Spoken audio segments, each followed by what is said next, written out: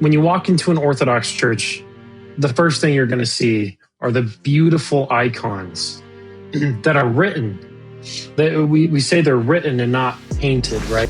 Was the hero's journey, which Joseph Campbell, he finds this golden thread that runs through all of humanity. Right? Making films is not easy. It's hard work. It takes skill. It takes more than skill. You can make a great film and still, have only 12 people see it.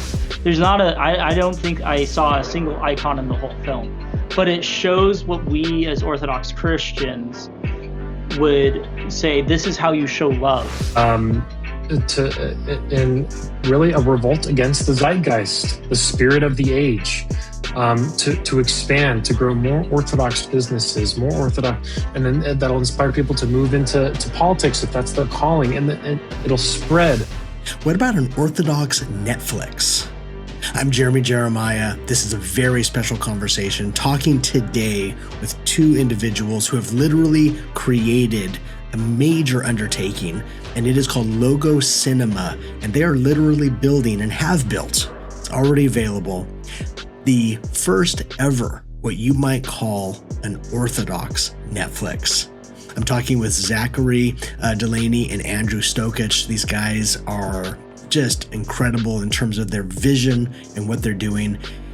And to you right now listening, I'm very happy to announce our team is so excited. We have partnered with Logo Cinema, and very soon you will be seeing Cloud of Witnesses content on Logo Cinema. So we highly encourage you to enjoy this conversation. Welcome to Cloud of Witnesses. My name is Jeremy Jeremiah. We've got a really special episode today. Joining us remotely, we have Logo Cinema founders, Zachary Delaney, as well as Andrew Stokich. Zach, Andrew, welcome to Cloud of Witnesses. We're really excited about this conversation. Really Jeremy, happy to be thank on. you for Thanks having for us. having us. Absolutely. We were talking a little bit before we began the conversation today off air, and it sounds like we have a lot of similar interests in terms of how we see culture and how Christian culture intersects with, the world and secular culture. Guys, I want to say a quote that I'm sure you guys have heard, and I just want you to kind of talk about Logo Cinema from maybe this perspective. Dostoevsky, the famous Russian author, once said in one of his novels that beauty will save the world. I'm sure you guys have heard that. Beauty will save the world. To me, when I see what Logo Cinema is doing, I think of that quote, and I would love to get your guys' thoughts. Maybe we can start with you, Zach, and then go to Andrew. Sure. Yeah, we definitely have heard that quote. We've used it quite a few times in some of our advertising material. So thank you for bringing that up. I think it is such a wonderful quote.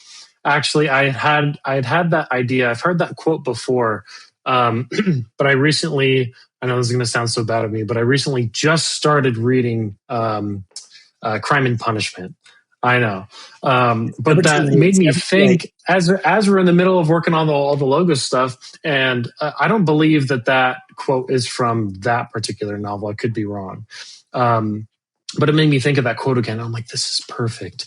But I completely agree. Beauty will save the world. And there's so many things I could say, but I will say that orthodoxy, and we were talking about this before as well, has such a unique perspective on the image. And in this case, the moving image. We made a video about where the Greek roots of the word cinematography, kinema, in grapheme, right, which is to write movement. And when you walk into an Orthodox church, the first thing you're going to see are the beautiful icons that are written. We say they're written and not painted, right? Because they're writing the story. They're writing a story to act as a window into the heavenly, into the divine. Amen. And when you apply that to any medium, in this case, filmmaking, which is just moving images, that should also serve as a window into the divine. And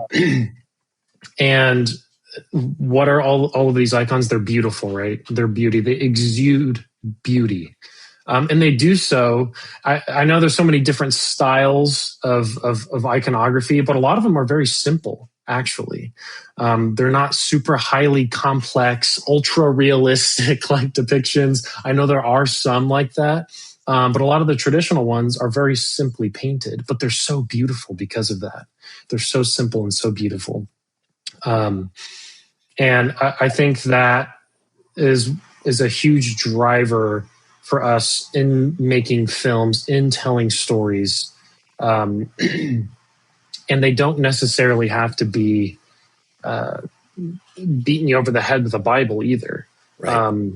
We could probably get more into this later, but planting that seed. I don't know if Andrew had any more to add to that as well. Yeah, no, beauty will save the world. I first came across that listening to Jordan Peterson back in like 2019, and then later on, like he brought Pajot into the fold, and that was my first exposure to it.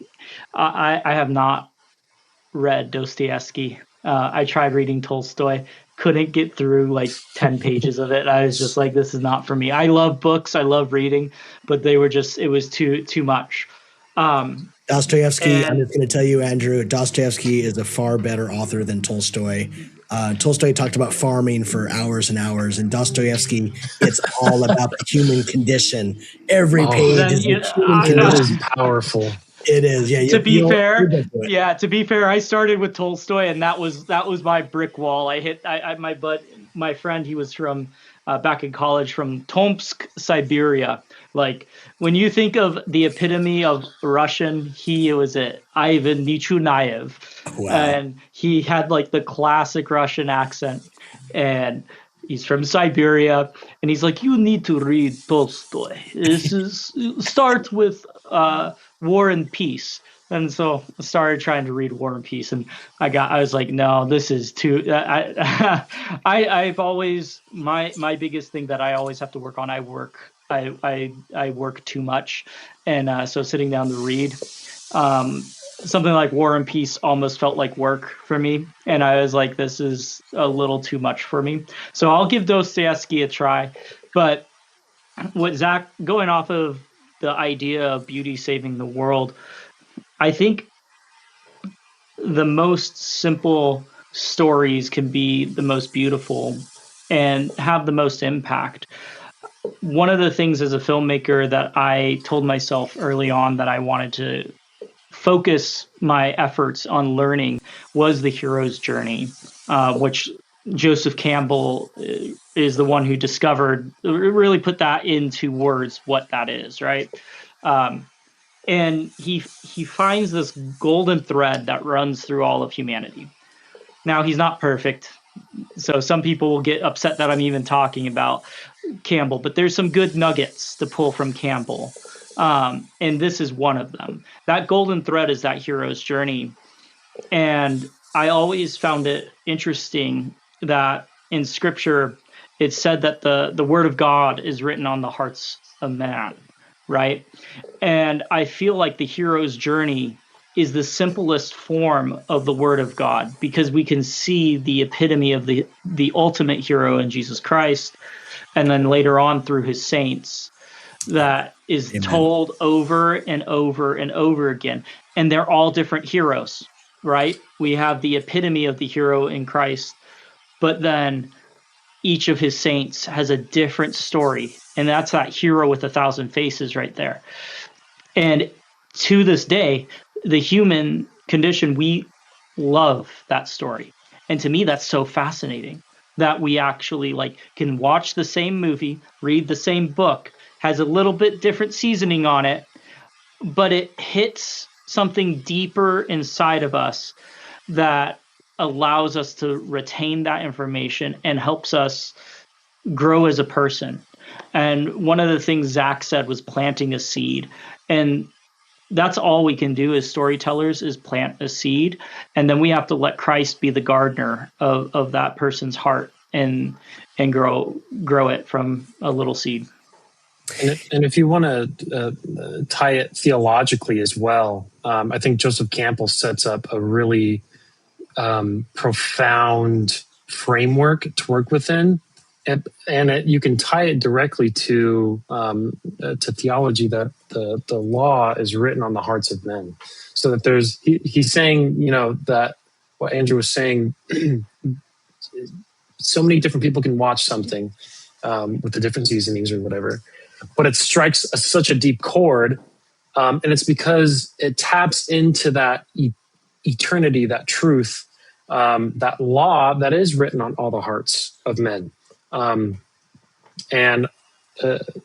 just echoing his point, all we really can do is plant that seed, and then they take it from there, however long it may take, and by God's grace, they return back to him. So, amen. Beautifully said, both of you gentlemen. It's, you're preaching to the choir here, literally, but it's still so comforting and inspiring to hear. It's something I want to tell you guys, just very transparently. When I first came across your channel, I think it was probably on Instagram. I probably came across one of your posts. Mm-hmm. So this must have been not very long ago. We started in the fall. It was in the fall. Like, it was November in the fall. So it might have been, because it was a little while ago. But it's before you guys were kind of as out there as you are right now. My first thought, you guys, was somebody's finally doing it. Like, someone's actually doing it.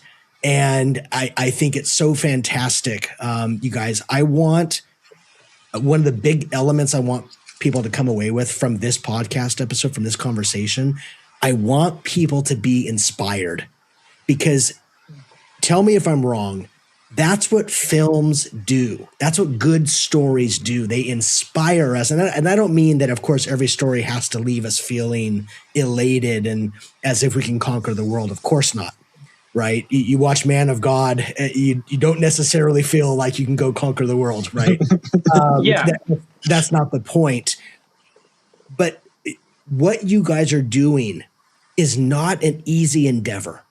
Let's face it, right? Making films is not easy. It's hard work. It takes skill. It takes more than skill.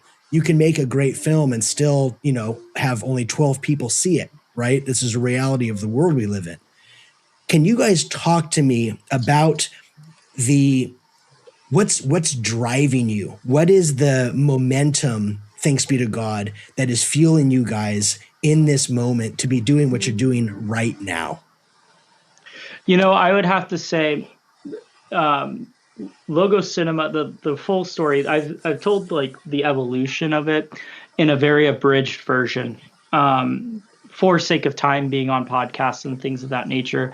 But in reality, I would have to say it started back in 2020 during COVID, because I had started writing a screenplay.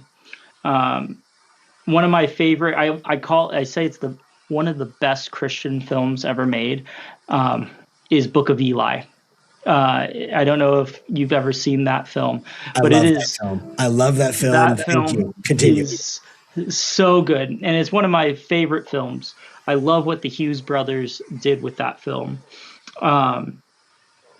because you don't know it's a Christian film until about halfway through it. You can start to infer it, and then they drop the big surprise. But during COVID, the world felt like it was ending for a lot of people. I was single at the time, living on my own. I enjoyed COVID. I met my wife during COVID. But before all that had happened, I was like, I want to put into words what people are feeling. And so I started writing something that was similar to Book of Eli. And then everything happened with George Floyd. And at the time, I had worked at Apple. And somehow we had these meetings around the George Floyd stuff, which is like, there's no good side to that whole situation, right? Like, not even talking from a political standpoint or anything. It's just all bad. Yeah. But somehow there was this turn in the media that Christianity was a bad thing because of this. Like, I don't know how they came to this conclusion, but that's how we got here. And I said, oh, I know who my main character is at the time.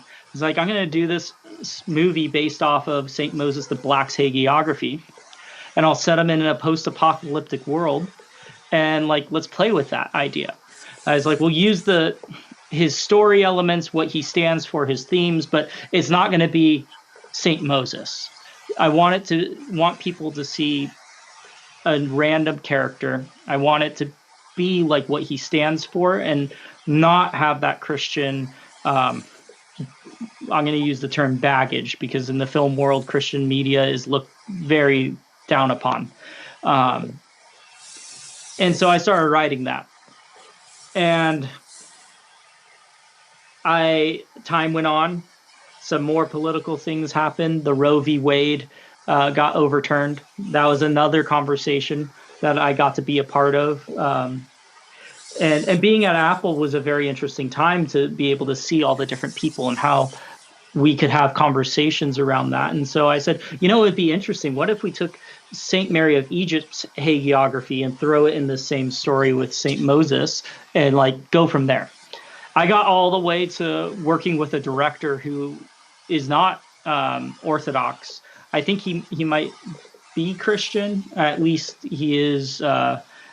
His family is to some extent. I didn't really get to know him too well, but he liked the story. He's like, this is very unique. He said, however, there's one question: where is this going to go?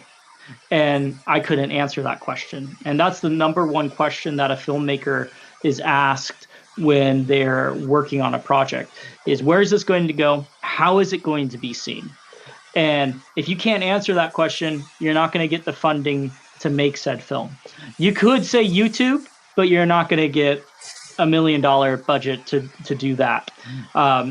Or maybe you will, and that you're the luckiest person on the planet, but the majority of filmmakers, that's not going to happen. So I would say that's where the initial idea of Logos was planted as a seed. I couldn't answer that question. I ended up getting married. Life went on. And it wasn't until we had our chance to potentially make something in the secular space that ended up getting squashed. And Zach and I came home, and he went to his house. I went to my house.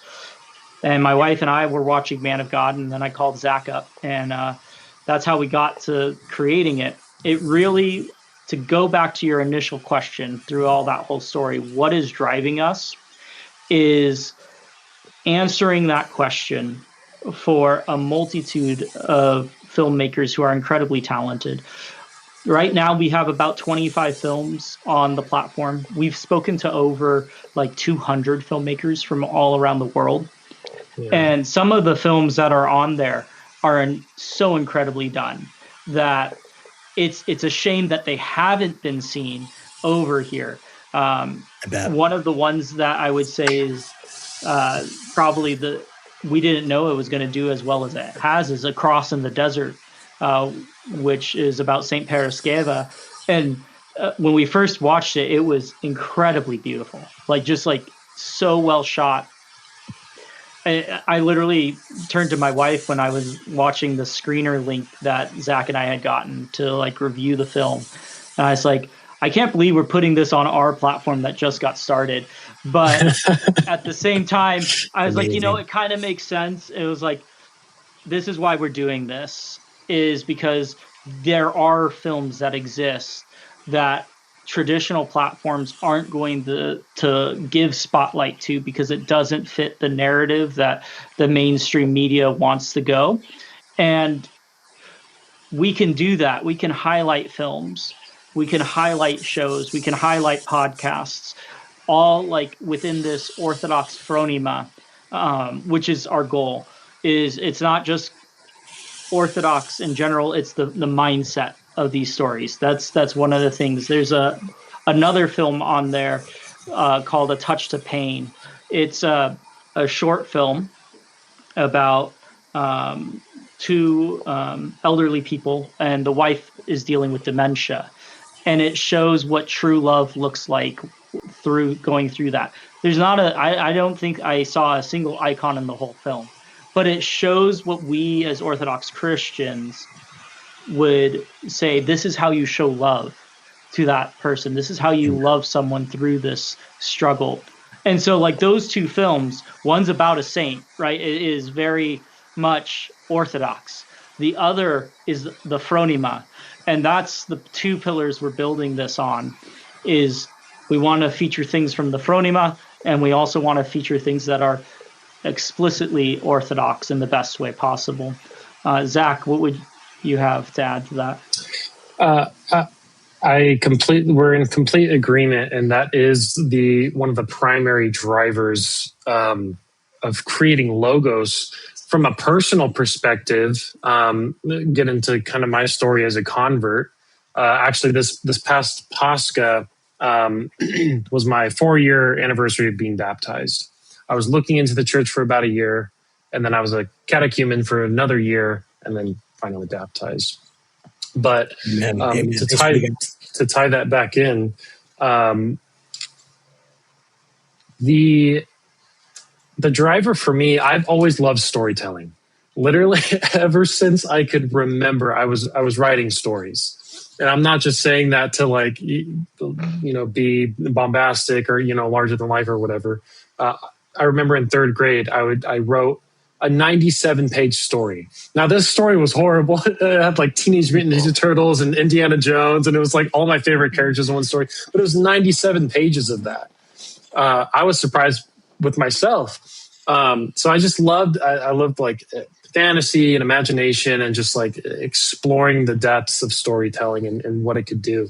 Awesome. Even from a very young age. So I knew I always wanted to do something with storytelling. It wasn't until about high school that I found the avenue of filmmaking. I'd never considered it until then. I'd loved films and was very inspired by them, but it wasn't until high school that I actually really got into it and found that I had this unique talent, this innate talent that I never knew I had.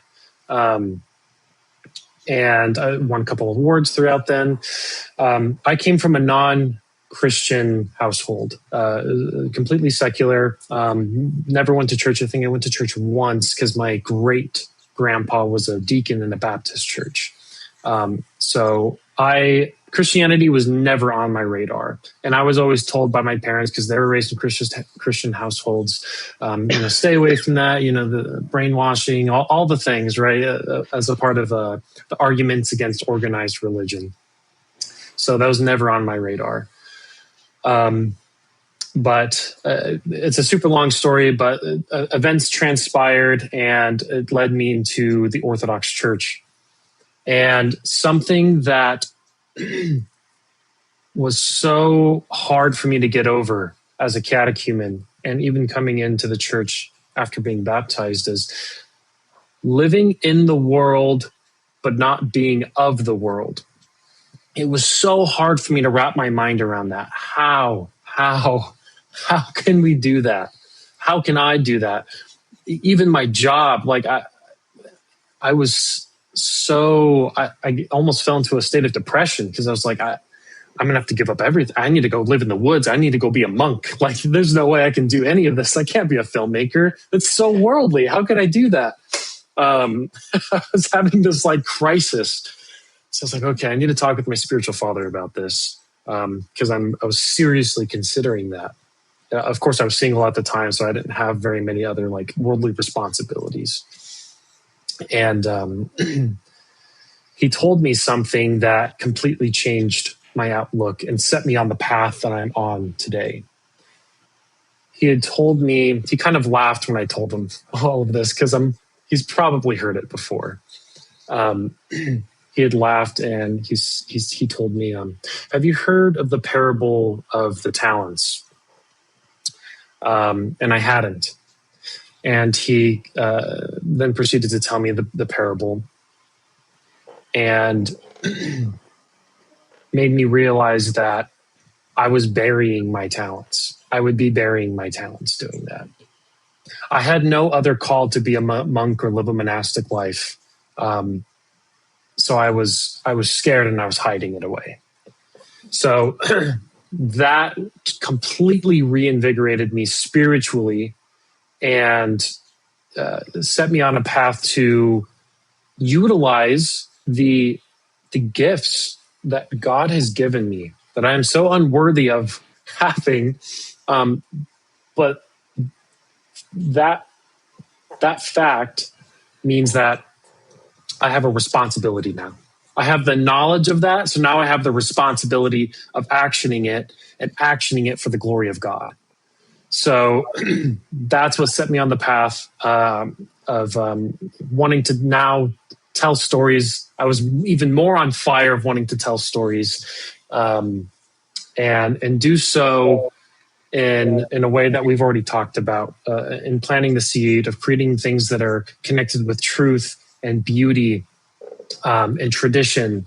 And I look back on, as a convert too, I really am grateful to God that even though it was a struggle, I'm grateful for that struggle because it's given me such a breadth of perspective on the world and life outside of the church and how painful that can be.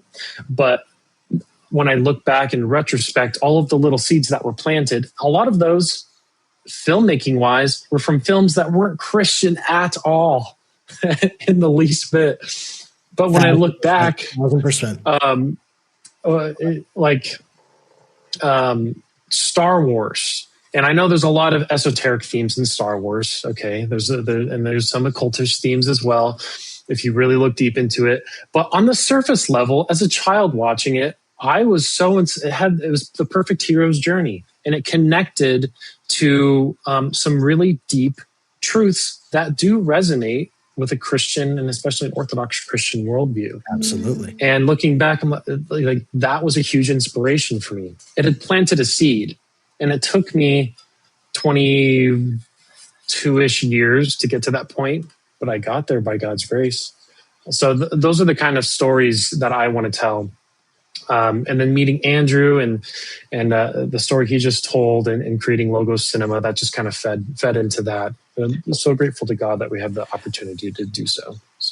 Yeah, and it's interesting, the timeline of how Zach and I met too. I had met Zach right before Christmas, his first Christmas as a catechumen. He was baptized at Pascha. And it was about, we met on my birthday. It was the 21st of December. Yep. And that was 4 days before my second child, Nikolai, was born. And Wow. So we had met at the church I grew up at. Not at church, though. It wasn't for a church event. It was for a Christmas party for the day job Zach was working at that time. They were hosting it at the ballroom that the church has on its property that they rent out. And the ballroom had called me up because I had a preferred vendor spot there to photograph weddings, video events, stuff of that nature. And they were like, you have to come film the decor here at this party. So I was crazy. It's so like extravagant, I should say. Like, oh yeah, just the parties was insane. But like talking about like how God plants seeds and where you're going and how you get there is so apparent, like in our friendship. And we're family too, because Zach's my daughter's godfather. He and his wife are godparents to my 1-year-old. Wonderful. And who just opened the door over there. But he accidentally walked in front of my camera, and he felt bad that he had ruined the shot. And I was just filming decor. I wasn't there for any other purpose but for the ballroom to just film the decorations. And it just so happened, just like the ring falls off Gollum's finger in the cave, his cross popped out of his shirt. And it was the 3-bar cross. And I said, well, I got a 50-50 shot here. He's either Orthodox or Byzantine Catholic, but the odds are he's probably Orthodox. And so I just asked him, I was like, hey, are you Orthodox? He goes, I am. And I was like, I am too. So we started talking, and that's how we became friends. My son was born 4 days after that, and while I was on paternity leave at the time, I told my wife, I was like, I think we should have this guy over for dinner. I would like to get to know him more. And at the time I had my own little, that was my event videography business. I was like, I always need another person who can film or edit or do something. And so I invited him over, and it blossomed from that. And we've been in part of each other's lives. But I tell that story because of the way, like, those seeds that we've been talking about at the very beginning, you don't know when they're going to sprout and which direction it's going to go. And just putting yourself in any type of situation that could be for the glory of God is worth doing. Amen. That is such an awesome story, you guys. And yeah, you cannot help but see the hand of God in that. I love that moment you described, how in that moment the way his shirt was, the cross kind of hung out. I was reminded of Frodo, right? When Frodo and the ring is on his neck and it's hanging. And Andrew was like, exactly. Yeah. It is. I will say, gentlemen, I really do hope and pray already that someday that we can all be in the same room together, because I just feel like I'm with kindred spirits here, and so many of the references you guys have made fill my heart with joy. You've mentioned Tolkien. Thankfully, Andrew, I'm a huge Tolkien fan myself, as well as a Star Wars fan, Zach. And it's partly why Cloud of Witnesses exists, is the same type of feeling that you guys have described. Tolkien famously talks about subcreation. Right. We're not creators, because only God creates, right? God creates ex nihilo. But we, as kind of like a child imitating their parents, we can subcreate. We can create within what God has created. And I've always loved that image. And I feel like this is what you guys are describing here. 100%. Yeah. Tolkien is usually there. Any podcast we've done, we can't escape mentioning Tolkien or Lewis. I know. Or Star I tried to use a Wars. different example this time. All three of those get hit every single time. But I mean, Tolkien and the rest of the Inklings. And this is another thing of that timeline. During that COVID time, the church I grew up at is St. George here in Phoenix. Father Chris Salami is the priest, and he created the young adults group. He called it the Inklings, and his whole idea was the Inklings group got together. It's a predominantly Arabic church, so we would smoke hookah, have some drinks, and we would not just talk about the problems to talk about the world's problems, but like, what are we going to do differently? How are we going to do this differently? And it's so funny that like that was 2019 into 2020 is when that group had formed. And that's when from that group, I felt empowered to start writing that St. Moses film, which I ended up tabling because Yelena, I knew she was going to do it after Man of God. I saw it on her website and I was like, oh, she's got me beat. And so I tabled it, but all these things built upon each other to get us to where we are at today. And that is 100% all in God's hands. Like any type of project that Zach and I have taken on, my wife and I literally just pray every time, like, God, if this isn't meant for us, just make it obvious and we'll move forward. And that's what we've continued to pray during this entire time, is like, if this project is not supposed to work, you'll show us that it's not supposed to work.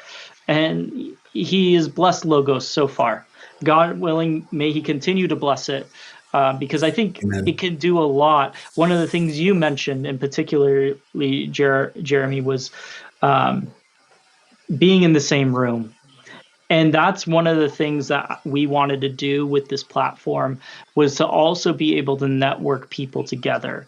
Like there's the actual tactical things of, like, you build a streaming platform, you're able to promote people, you're able to like market a certain thing to a certain group of people. But the other side of it is connecting people. And that's been the probably coolest thing we've been able to do, is connect with Orthodox around the world. We've been able to connect with people like you, Jay Dyer, like all the YouTube favorites. We've been able to connect with them. It's amazing. And then also like people that are over in like Serbia, right? Like, who don't know that what's going on necessarily here in the States. And it's like, hey, this is what's happening. And they're just as excited to bridge that gap that is there just because of distance, right? Like, and distance in a different tradition. For a long time, Orthodoxy here in the States was unknown. And Right. and it feels like it's getting more known now, and it is. But as someone who was born into the faith, I remember going to college. I went to a non-denominational private university, GCU, Grand Canyon University. And I remember my roommates not understanding like what the icon is. They thought I was some weird type of Catholic. And I would try to explain it to them, and it just would never compute. A few people it did, but like the grand majority, it was like, oh yeah, he's the Catholic guy. Funny enough, I was on the swim team there, and half of the swim team was either Russian or Ukrainian, and so I had my people. They were all like Russians or Ukrainians, and they all were Orthodox themselves, and so they understood. But like the majority of my friends at school were like, I don't get it. Like, I've never heard of this. Yeah. Now a lot of them have. And actually some of them have even converted. Some of my God family converted into Orthodoxy because I know we're going down a rabbit hole here, but I think it's the sign of the times. Yes. But some of my God family, they converted because they saw my brother and sister-in-law's wedding. And they were in their early 20s. I had a meeting with them. I had my company film my brother's wedding, and they met with me to film their wedding. And I said, so when are you guys getting married? Just to get it on paper. And they're like, we don't know yet. Because we had our wedding planned out. And then we went to your brother's wedding, and they were really good friends with him. And they said, and we want to know what Orthodoxy is now. And so they went and got converted into Orthodoxy, ended up then getting married in the church. Like, that is awesome. It is super cool. Can I got to say, gentlemen, a couple things. One, we already mentioned the Book of Eli. Zach, you mentioned Star Wars, but I feel like everybody can mention Star Wars. At some point in this conversation, I'd like you to talk about what's your Book of Eli? What is your Book of Eli film? You don't got to say it right now, but I want to throw that out there. I'm going to mention right now, based on what you just said, Andrew, have either of you have seen the film The Deer Hunter, the famous Academy Award winning film, The Deer Hunter? No. Okay. I need to. You do need to. And I'm just going to say this, gentlemen. You need to tonight. At least the first 30 minutes of that film. Because you know why? Is it the wedding scene? Yes. Yeah. The entire, and this is a fully mainstream. It is not a Christian film. It's not an Orthodox film. It's nothing of the sort. It's got Robert De Niro. The cast alone is going to blow you away. But the entire first 30 minutes of that film is an Orthodox wedding. Yeah. I know. I have heard about this story, and I know do you know the reason why they film the entire thing? No, tell me, please. So apparently that priest had a film shot there at that church before, and he got the okay from his bishop, and maybe I'm mixing this up with another film, but you mentioned No, you're Robert. right. It is the same one. Okay. So he didn't know, he got the okay from his bishop, everything was good, and then it was like some type of shootout scene happens outside the church, and the priest, this is not in The Deer Hunter, this was a totally different film, and so the priest was like appalled because he just didn't ask the question. And so when he was approached again to have another film shot at his church, he said, "What are you going to do?" And they said, "We're going to have a wedding scene." And he said, "Okay, the only way you get to have a wedding scene in this church is we do the whole sacrament of the wedding." Wow. And that is why they filmed it that way, because it was a stipulation of using the location. Technically, they're married. Yeah. That is, yeah, right, exactly. The actors, it's Meryl Streep and I can't think of the other guy's name. He was one of the lesser known actors. I don't remember. This library will continue to grow. And there's also other partnerships that we're going to be announcing here in the coming weeks that will be on the platform. We really see Logos as not just, we coined it as an Orthodox Netflix, but it's a little bit bigger than that. And to go back to another one of the questions you had asked, Jeremy, which is what's driving us? We see that YouTube is a Band-Aid right now that we're utilizing to spread the message of orthodoxy. And there's a place for it, 100% still. But there's also the reality of some of the things we talk about as Orthodox Christians that we know as truth ends up deplatforming people from the platforms that are available, like YouTube, X, 1,000%, all the different social media places. Yes. And so what we said is that can't happen. We need to have our own platform that is private, and be a place to have not just incredible films, but also other media that we can host on there. So like podcasts, we want podcasts on there. In my mind, podcasts are the new talk show. They're the 21st century talk show. That's what it is. Where growing up, we all grew up where our parents probably had like the Oprah Winfrey Show or any of those daytime TV talk shows, right? Dr. That's Phil. the podcast now. Yeah, Dr. Phil. That's the podcast seed. And it's unscripted, and it's far more entertaining than what we grew up with. And that's where we see Logos going, is really it can grow into a media. I was telling Zach, I was like, we love the name cinema, Logos Cinema, and we will always be Logos Cinema. I was like, but we could have also been Logos Media, since we could see like a world where there's going to be a multimedia aspect to it, because our development partner Axios, where we can literally build it out into anything. It's a fully custom app. It's not off the shelf. It's not like some what is called OTT drag or over the top. Drag and drop provider. And that's been really cool, because that was also like a gift from God, because we were originally, when we were first working on this, because as you can imagine, it's hard to start a business first and foremost, but it's even more difficult when you're dealing with data rates. That's something most people don't know about.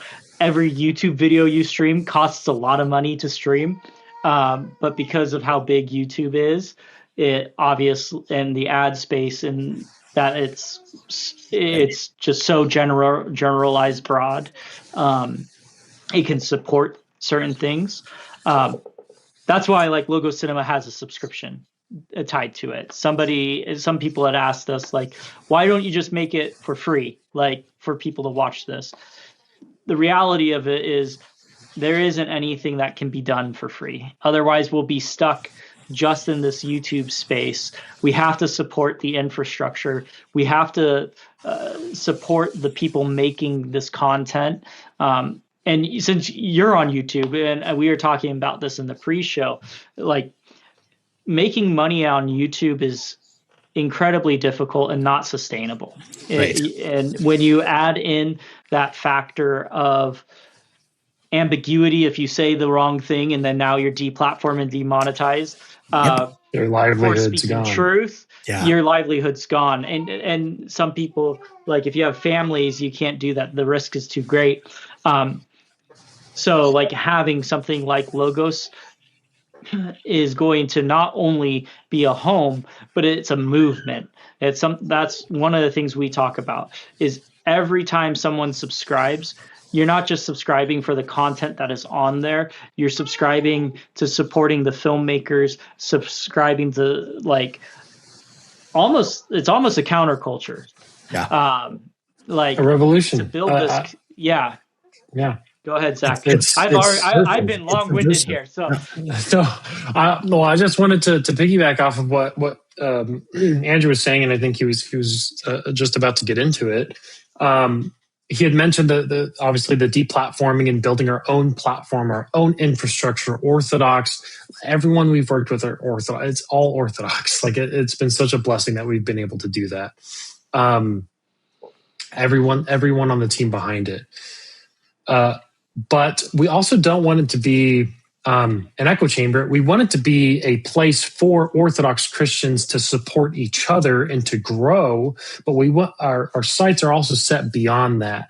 And what he's talking about the movement is yes, these subscriptions are supporting not only the platform, the creators in order to tell their stories. It costs so much money to make films, even a short film. It costs money and time and resources. Yep. But so the creators, the platform, the philanthropic effort of the platform as well to help support the church abroad in its mission. But then even beyond that, there's this term that gets thrown around, and we've talked about it a couple times. I'm not sure how I feel about the term, but it makes sense in context. Orthodox economy and Orthodox economy. We look at a lot of the other major religions, obviously Protestantism, they have their own industry. Mormonism, they have their own industry. Catholics, the Jews, everyone has their own industry. But not necessarily so with Orthodox Christians. And this is just a small part of it. This is what we can do with the talents that we've been given to create media that is beautiful and reflects the true, the good, and the beautiful, right? But we want it to be part of a larger movement and to hopefully spark a fire and really a revolt against the zeitgeist, the spirit of the age. To expand, to grow more Orthodox businesses, more Orthodox, and then that'll inspire people to move into politics if that's their calling, and it'll spread. God willing, in America we'll be holy. But amen. But yeah, so that's part of the larger vision and hope for what this platform could be. I appreciate so much of that, Zach. You put your finger right on it. To use the Roman Catholics as an example, they are light years ahead of the Orthodox Church when it comes to organization, structure, infrastructure. They've got their publishing arms, they've got their film, publishing arms, they've got their book. I mean, they've got it all, right? Their outreach, their charities, the hospitals. I mean, they've got it all going, and that is, we love our Roman Catholic brothers and sisters, but we would love to see something like that with Orthodoxy as well. As we believe here that it is the visible church on earth, and it ought to reflect that. I see in this, what you guys are doing is this grander movement. I love how you put that. And I do see it as a counterculture subversive act, which again, I mentioned at the outset of this podcast, I want people to feel inspired. I want people to feel inspired by what you guys are doing, how they can be part of it. And so that's why I'm thrilled that we're doing this conversation today, because you guys, I believe in what you're doing wholeheartedly. And if there's anything that Cloud of Witnesses can ever do to help to keep the word out, please let us know. We'll be happy to. We should have a conversation at some point, because you, Andrew, then you were saying, you talked about the name Logo Cinema. We had very similar conversations when we started Cloud of Witnesses. You might notice if you ever look at our YouTube, it actually says Cloud of Witnesses Radio, because we were doing the Lives of the Saints audio dramas at the time. But when we made our website, we decided to go with Cloud of Witnesses Productions, because we also have seen ourselves wanting to go into other avenues, including, gentlemen, I'm going to throw this out at you, audiobooks. We've thought about, what about making Orthodox audio readings or even dramatized audio readings of Orthodox content books? So I think that would be great. Like you mentioned that in the pre-show, and I was like, we're going to mention him again. Tolkien is coming back up, Jeremy. I had the Fellowship of the Ring. Did you guys even notice? I didn't even realize. I just sorry, you can't see it because of the lighting. It's a Lord of the Rings mug. So I absolutely, yeah.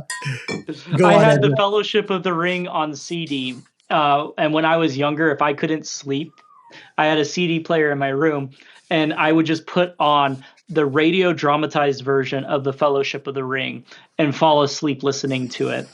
And so I love that. And that's actually something, not for us to get into the actual production of it, but like when we were talking about how Logos could grow and expand, we are obviously focused on right now movies, television shows, podcasts, the visual mediums.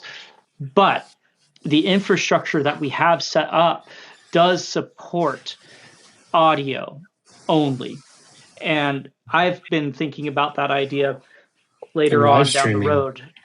Yeah, essentially the infrastructure is already set up there for live streaming, but also like for music or audiobooks. Yes. We could those are features that could be turned on to where you're going to one place, one app to get all the different people who are creating all this different Orthodox content. And that was our goal with building an application like this.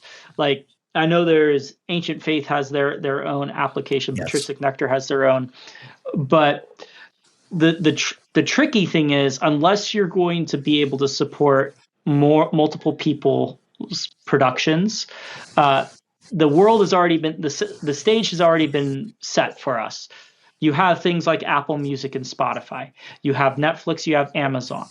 You have all the video, film, movie platforms and music streaming platforms. Mm-hmm. Why do people pay money to subscribe to those? They subscribe to it because they can get everybody in one place. And that's the goal with Logos. Isn't just to like have our own films or our own things like that. It maybe was born out of that frustration of like, we want to tell these stories, but no one's going to distribute them. But we thought further is, if we're feeling that, someone else is feeling that. And if there's an infrastructure problem, if there's a distribution problem, if there is a financial problem, how can we solve those issues? Because if we can solve those issues, then we're going to be able to help everyone else produce more content, and not necessarily to just produce content to no end. I definitely still am a big believer that just like I hadn't made a narrative since 2013, not everything has to be made, but the option to do so should exist. And that's our ultimate vision and goal, is like one day, hopefully you'll log into Logos Cinema and you'll see like Ancient Faith has their things that they're producing. Patristic Nectar has their things producing on there. Symbolic World has what they're producing on there. And in my mind, I'm like, these are the production houses. Right. They've established themselves to create content. Right. And we're going to focus on how can we distribute this across the world. And that was one of the really cool things right off the bat when we launched, in our initial business plans, we were going to launch only in North America first and then scale out to the rest of the world. We were able to go live in 82 countries on day one. Wow. And God willing, we'll be able to expand that into more as the business grows. But as of right now, 82 countries. So Shout out to sadly, Axiosware, by the way. yeah. Axiosware, Issa Shamali, who is the owner there, incredible human being. His team is fantastic. We literally pivoted away from an off-the-shelf option a month prior to launch. So what another way people can like support the mission is when you subscribe, if there's something that's not working properly, let us know. Like Sure. we're actively making the product better. Yeah. It's not just a set it and forget it. We want to continue to make it the best experience possible. You need feedback, 100%. We need feedback. Yeah. And we're going to be implementing an automated feedback system. So like if you end up running into something and you could take a screenshot of it, then send it on like through the chat and it'll create a ticket automatically that goes to Zach and myself and the rest of the Logo Cinema team and the Axiosware development team. So we're able to work together. They are our partners in this. And they were super excited to do this. They got it done in a month.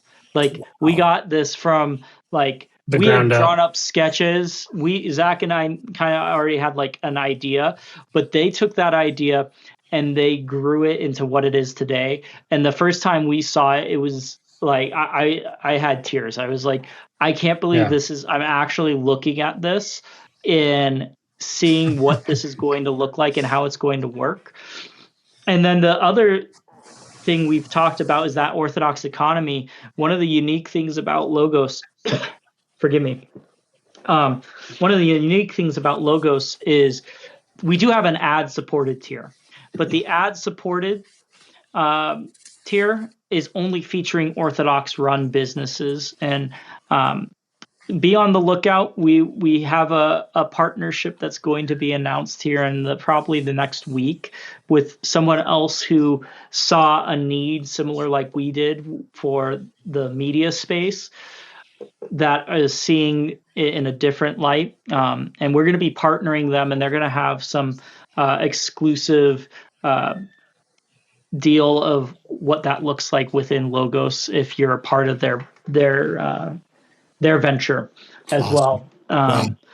I would tell you, but we have a marketing plan to build some excitement around it. No worries. No worries. That's super great. excited. I'm very excited for it. I can't wait to hear more about it when the time comes.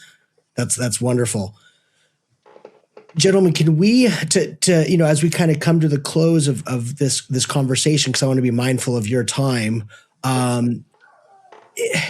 You mentioned 82 countries, I think you said, Andrew. Yes, that's correct. You're getting something like 50 inquiries a day related to content that people are hoping you guys will look at to platform. Can you talk to us about what is the criteria? Because I assume you're not just saying anybody come on in,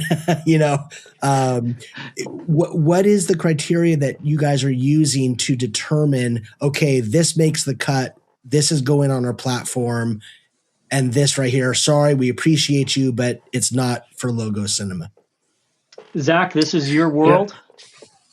Yeah. So there's quite a bit actually that goes into it. And the reason I didn't want to be, not just me, the whole team didn't want to be willy-nilly with it, was actually because my spiritual father scared me because he said if you're going to go down this venture, anytime you're in a position where you're telling a story, you're almost teaching in a way, right? You're putting yourself in a place, people are putting their guard down and digesting what you are expressing to them through the film, through the story, through whatever, right? So you are almost you are put in a position not necessarily of authority, but of trust. Like people are putting the trust that they're going to receive something, and as an Orthodox Christian, you have the responsibility to, in every interaction that you have, and this is in general, in every interaction that we have, to show the light of Christ, right? To even our enemies. And the same obviously goes for storytelling. And to be responsible for a platform that has all of these videos and films and series and stories, we ultimately are the ones responsible for putting them on there and exposing people to them. So, and my spiritual father says, and you will be judged for that. So no pressure. Stomach sank. And I was like, okay, well, I appreciate you telling me that. That really puts it into perspective. And it rang true. So one, we instituted a priest advisory board, made up of 3 priests who not only keep us in check spiritually, but also review some of the films, especially the ones that are more theologically bound, to see if they're sound, if they're going to be harmful for someone's soul, if they're going to be spiritually harmful. Otherwise, I think people may be surprised to hear that there are quote unquote rated R films on there. And the reasoning behind that, to have films that are, and I don't want people to think rated R, oh, they have like Saw on there or something like that, or they have some like really like gore fest or something. No, that's not it at all. We think of stories as in the Bible. There's some very violent stories in the Old Testament, especially. But it's the truth. It's the gospel is the source of truth for us and teaching. But there are some stories that are more suitable for certain age groups, and certain age groups, as you mature and get older, you come to you have the contextual understanding of what is trying to be said in this story. And the same goes for art, and especially for film and storytelling. It would be very hard to tell the story. I mean, there's the Moses the Black film. It would be very hard to tell the story of Saint Mary of Egypt without addressing one of the biggest hurdles she had to overcome. That being said, there's a way to do it that isn't spiritually harmful, and there's a way that you can do it that would be spiritually harmful, right? That's where the artistry comes in, the creativity and the care and the sensitivity of the artist comes in. So I don't know if that even answered your question. I kind of rambled on a bit. No, it's very helpful. And what it does, it paints the picture of how nuanced and complex in some ways, this work is. And I loved your answer, because it's clearly obvious that you guys have put thought into this, a lot of thought. And I think having the 3 priests on the advisory board is, it's wonderful. And I think that, could we probably spend an entire episode talking about just this topic? I think we could. Yep. And maybe we should down the road. So I'd be happy to have the conversation. But Zach, I really appreciate that. And I do understand what you're saying. Just because a movie has a rated R label, it doesn't mean the film is necessarily going to be leading to someone's, downfall or be unedifying. Mm-hmm. Yeah. And actually, I was going to say, Zach, we did I had misspoke. I forgot. We did do a narrative last year at Pascha. So how I was saying my last narrative was back in 2013. I always forget this one, but we launched it on Pascha. It was a Paschal short film called The 11th Hour. Great and title. The main character. Thank you. We there's another story there too, but The 11th Hour was really telling the story of a gentleman who was in the church but not following the fast before Pascha and struggling with alcoholism. And we show that struggle in the film, which a lot of people wouldn't want to show.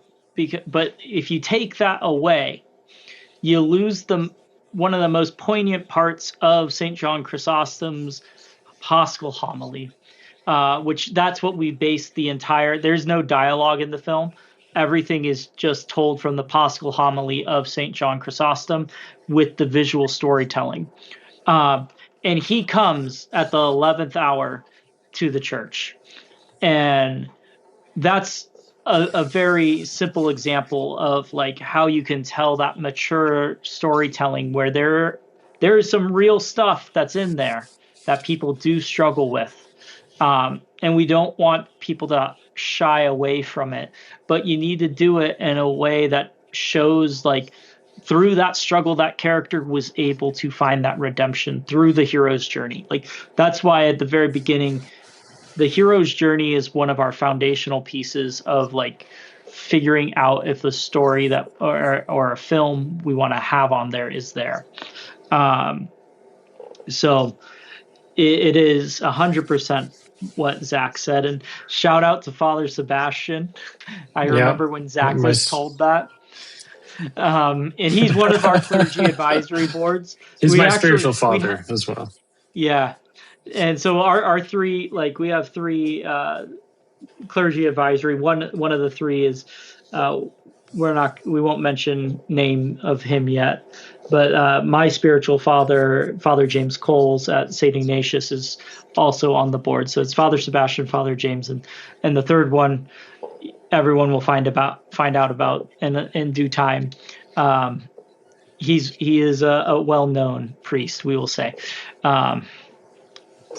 So, but we got him from all the different jurisdictions. That was our goal. We said as it could have been two. We could have ended up with like every single jurisdiction, right? But then I was like, that's too many priests. I don't want to have to manage that. Three. I was like, you'd never get three is the perfect number. Three is the perfect number. For the Trinity. Amen. Absolutely. Yeah, exactly.